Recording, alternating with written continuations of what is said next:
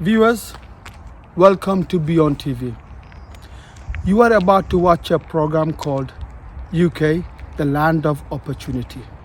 This is a very inspirational story about a young man who came to UK to study with student visa at the age of 19 from Bangladesh. Today, he is a barrister and his name is Rafiqul Islam. Viewers, please watch this amazing story. How did he do it? Nothing is impossible if you really want it.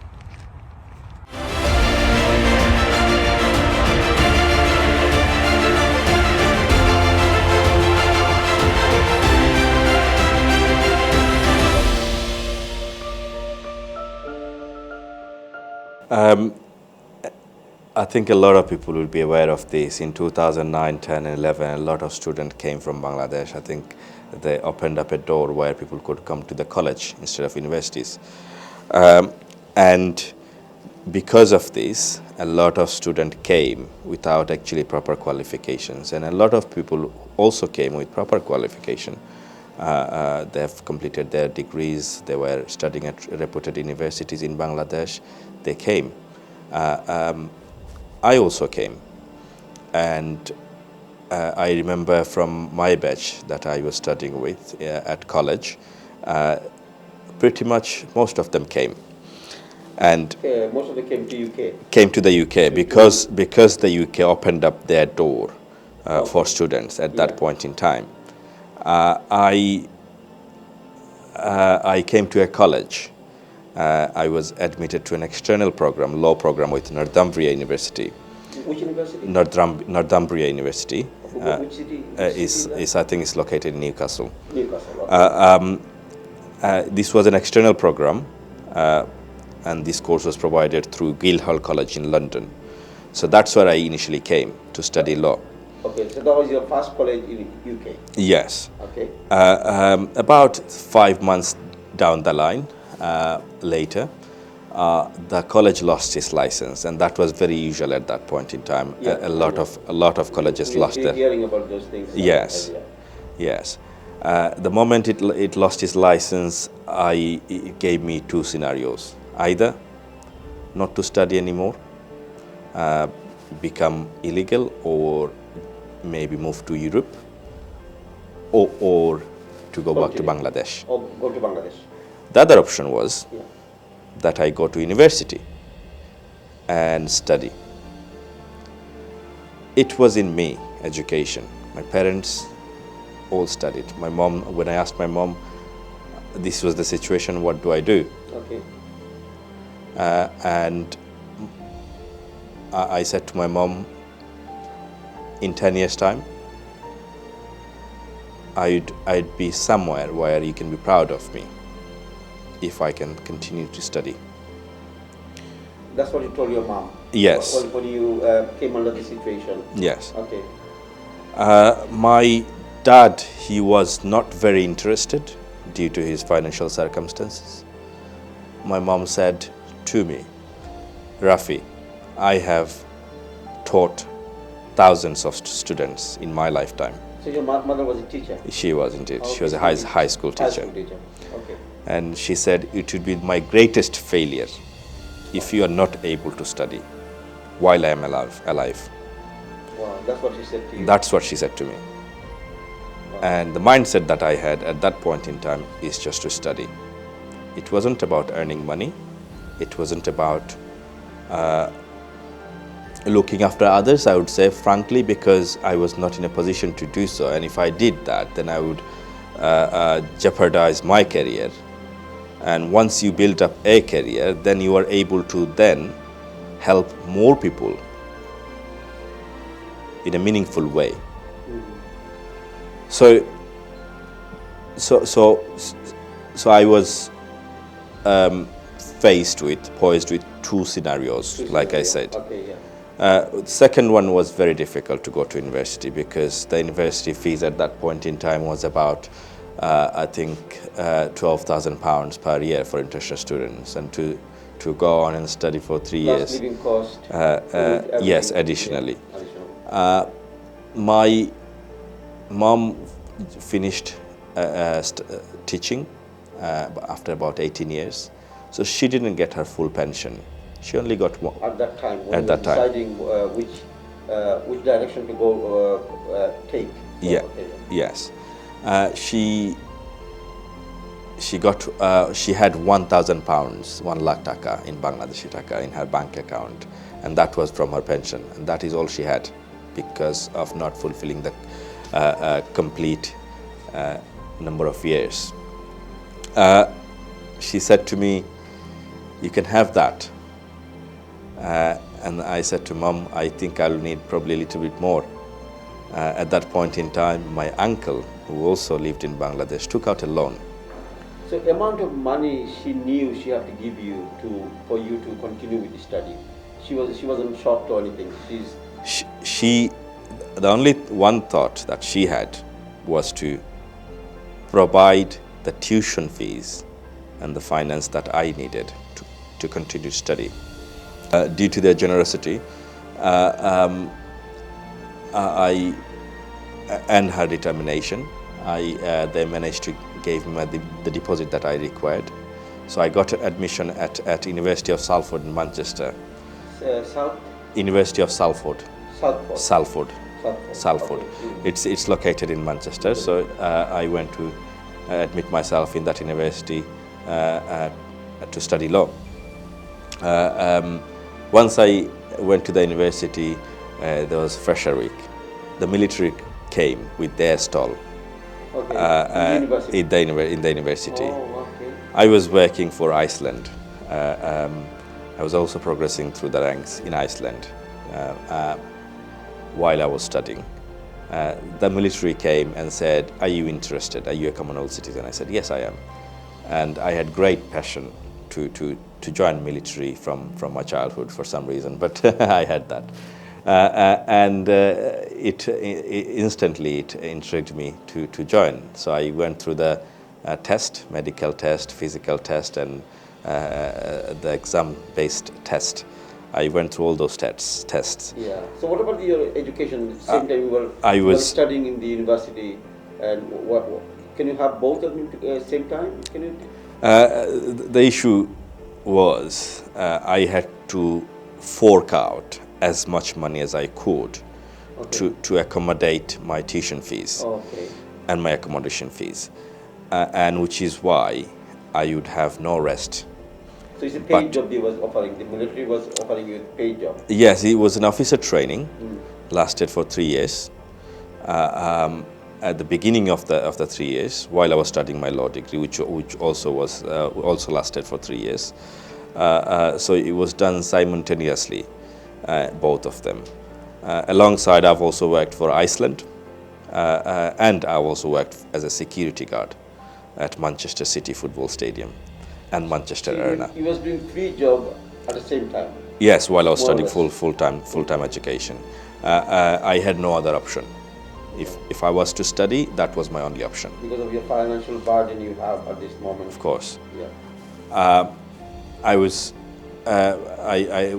As I started my training in the British Army, I found myself the only Asian person within that batch, in the best possible way you can. That gave me confidence in leading people. That also gave me confidence to bring out the best potential out of all my soldiers, including myself. Test my limit. We would go for march. 6 mile, 8 mile march. After a couple of miles, our body would give up. But at that point in time, you think yourself and say, it's not about my physical strength, it's about my mental strength. My mind is telling me not to go ahead. Not to go ahead with Not to go ahead with the march. Okay. So you are marching, let's say 8 miles. After a couple of miles, your body starts to give up because it feels that it's carrying a lot of weight and you're exhausted. At that point in time, I used to tell myself that this is not about my physical being, it's about my mental strength. When my mental side of things breaks down, only then I will give up, otherwise not. I'm not going to listen to my physics. While I was in the military, people would say to me, "Oh, you are a Muslim, how come you are in the military?" Really? Yes. Even the white army, your colleagues? No. These questions would usually come from my friends who were not in the army, Asian friends. Oh, I see. And I would, they're doing all sorts of things to everybody. And I would say, look, military do not control the decision making. These decisions are made by parliament through your boards, through the representative that you vote for in your local area, and those who make those policies, and they just follow orders. That's all they do. Yeah, that's the duty. That's their duty. That's their duty, yeah. And if you wish to make changes, then get involved rather than staying outside and talking about this is bad, this is not right, this is incorrect. Yeah. So I would say to people who want to join British Army, join, because they have separate system for Muslims. So they would have food, halal food for Muslim people. So they accommodate your needs. Yeah, any religions they will according to your religious belief. Exactly. Yeah. And my surname is Islam. So when my name came on the wall after the first training session, or they completed the assessment and they put the name on the wall. Most of them were white, pretty much everybody apart from me and probably a couple of others. And they pointed their finger at my name and said, "Who is this person, Islam, doing in British Army?" But those exact people, they became very close to me. I was able to pass the message on to them about Islam. And it's not about what they learned from media. Okay. It's what I said to them. Thank you, you mentioned that, okay. You see, very important. You can only make change from inside. They are my friends. And I am still in touch with them. Yes, in a way they could see me as a person. They could see I'm Muslim, but I am not a terrorist. I'm Muslim, I hold my values and what kind of person I am. And they accepted that, and they felt that they were able to integrate and have a very good relationship with you as a friend. Yeah. And that gives them a different perspective as to what they learned from media. And which is why a lot of them changed the views about how they saw Islam. Yes. So further down, I completed my law degree. At the same time, I also completed my training. Wow. At the same time, I also became a duty manager at Iceland. Okay. So everything kind of working out. At that point in time, I had my struggle with my visa. I got married. So when did you get married, sorry? 2013. No, how old were you? I was 23 at the time. When you got married? Yeah. And thereafter I had some visa difficulties. I was out of work for 3 years, about 2.5 years. Before marriage? After marriage. After marriage. Okay. I was posed with two scenarios again, either to go to the military or to go through the marriage, which was the talks were going at the time. So you was facing the status issue again? Yes. Okay, yeah. Yes, and I decided to choose civil life because I had completed my law degree by then.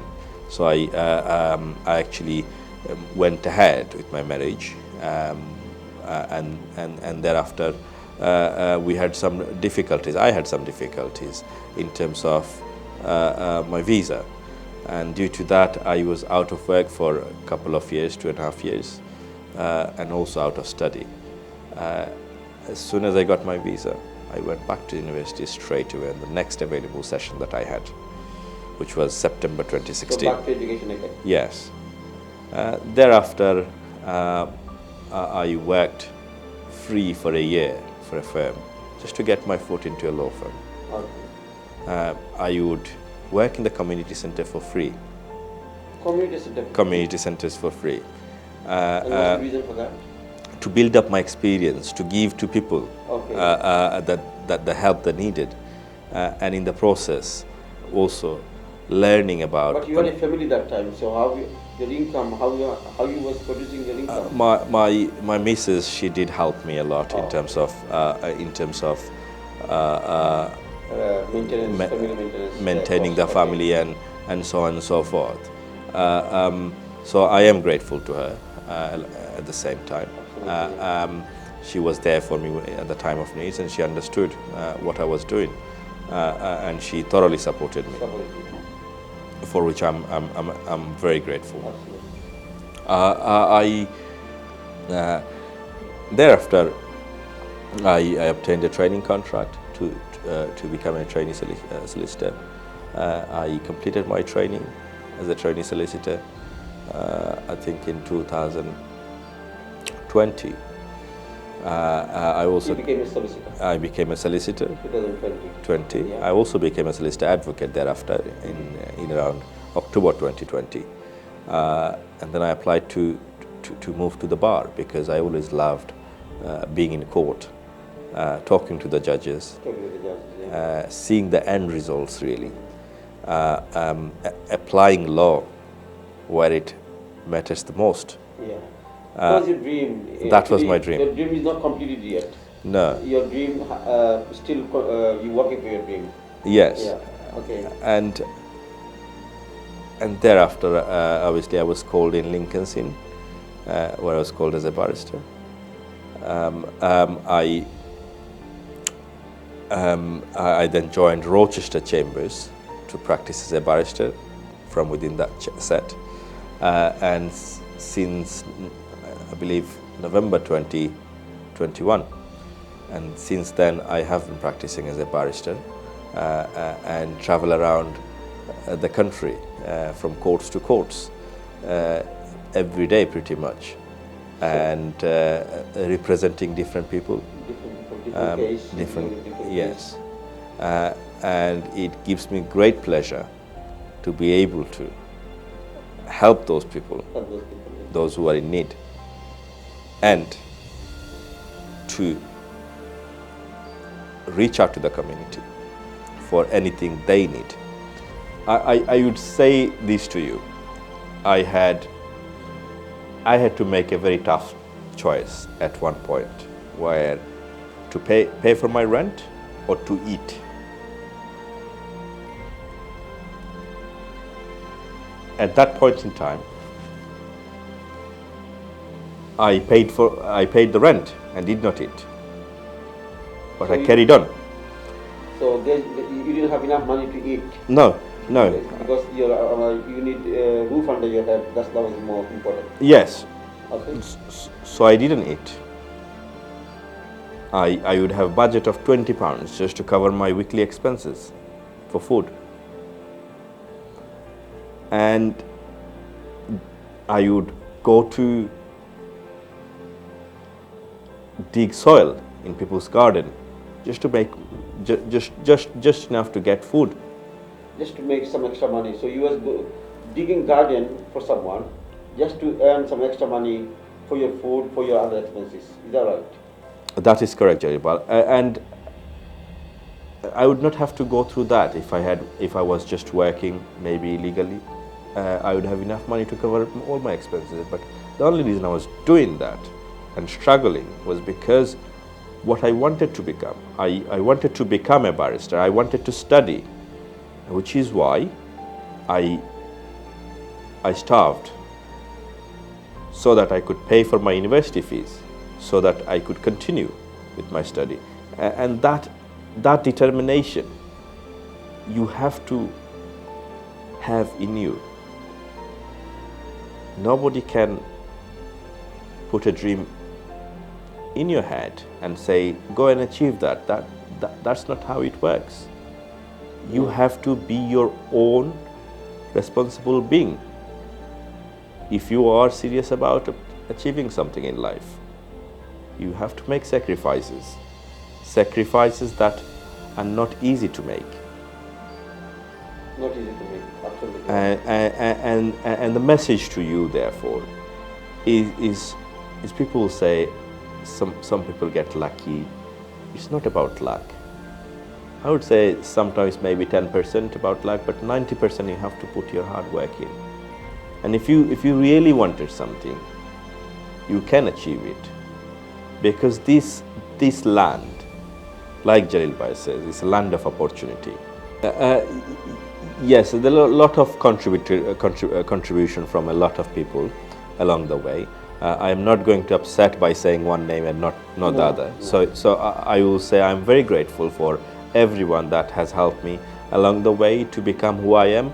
I think my journey is not finished, it's just started. So you always have to set yourself a new goal when you achieve something that you wanted to achieve. And that's how you thrive. If you are content with whatever you have, it's difficult for you to move up the ladder. Whether you are working in a supermarket, or whether you are doing your taxi, or whether you are an entrepreneur, any professions, doctor, nurses, teachers, there are always progressions, and you have to aim bigger. Always set yourself new target from time to time, and as soon as you achieve them, you move on to the next target. And that's something that I've learned from military. That's what they do. They complete one mission, they move on to the next mission, and they keep on going. And if you do that, then I will tell you, success will run behind you. Wow. The viewers, those who are coming from Bangladesh or elsewhere to study in the UK, just be prepared for all kinds of circumstances, because things might not go as smoothly as you might expect. And for that reason, I think you should be prepared for all different kind of circumstances where you can adapt, to situations as they arise. Now, challenges, all yes. the challenges we'll face. Now, those challenges that you'll have along that way, you can overcome them easily as long as you keep your mind in one thing, your mission. Jalil Bhai, I am not ashamed of the jobs that I have done. I am not ashamed of things that I have done in the past to support myself. I worked. Yeah, you didn't steal anything. I worked hard. Dig somebody's garden to earn some money And they gave me food in return. for digging the garden. Yes. Not money. No. Oh. They bought me lunch.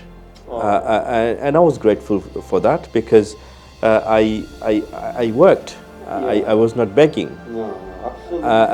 And that's the difference. You've got to have That is the a strong determination. mentality in pursuing what you want to pursue. In the process, if you have to make sacrifices, that you make those sacrifices in order to achieve your dream. But if you're not prepared to do that, then it doesn't come easily. It may come easily for those who are well established and sending their kids to the private schools and so on and so forth. Even then, those students will have to go through those hardship themselves. So it's never Most easy of them. for anybody to do well in life. It's about how much you want. It's not about whether I can get it or not. It's about how much you want. If you really want it, you can get it. We try to save money so that they can use that money in the future. That money is waste, Jalil Bhai. That money is waste. Yeah. Money that you spend, send them to good tuition, send them to extracurriculum activities, send them to gymnastics, send them to lots of other things. Of course, yeah. Let them grow. Yeah. Let them grow. Build the foundation for them. Foundation for them. Invest in education. That's the main thing. Exactly. First investment should be the education and the family learning. What we Exactly. call the home learning, and the rest you can do it as a later And on. imagine your daughter, she goes to Harvard University and graduates from there. She becomes someone who's very well known and prominent and established within whatever professions that she goes into. how proud will you Absolutely. be for her? Very proud. Would you have to think about her financial circumstances or No. not? To be very fair and frank, Jalil Bhai, if I did not have the mom that I had, I would not be sitting here talking to you, or even be in this country, let's say. And the support that I have received from her, it was immense throughout. She never gave up. She didn't give up. She was my co-pilot. Exactly. I cannot repay her in 7 lives. If God gives me 7 lives, I cannot repay the debt that is owed. I am eternally grateful for what she's done for me, and I, which is why the other thing which brings the other point, Jalil Bhai, is about having a good wife in every single family, an educated wife in every single family. Yeah. Of course, I'd believe in me, but at the same time, on the same note, that she just gave everything away so that I could study. She did everything from her end, without actually seeing. The point I'm trying to make here is, without actually seeing me what I can become and what the outcome would be. She kept on doing what she could from time to time. When I was in years 5, 6, 7, 8, she did not know whether I would become a barrister or not. It's so many years down the line that after that I've become she could not predict it. But she did it because without knowing what I can become, she did everything in her capacity to make sure that I do what I want to do in my life. And I'm just going to paraphrase what she said about me not studying. And she goes, "It would be my greatest failure if I cannot accommodate my son to study, while I have taught thousands of students in my lifetime." Yes, yes. So on that note, Bhai, I think thank you very much for inviting me to your program and taking, letting me have that opportunity to talk to the viewers. Thank you so much, and thank you so much. Thank you, Bhai. Thank you. Islam. Hopefully, we'll invite you again. Inshallah. For different, maybe different topic. Not a problem. Thank you.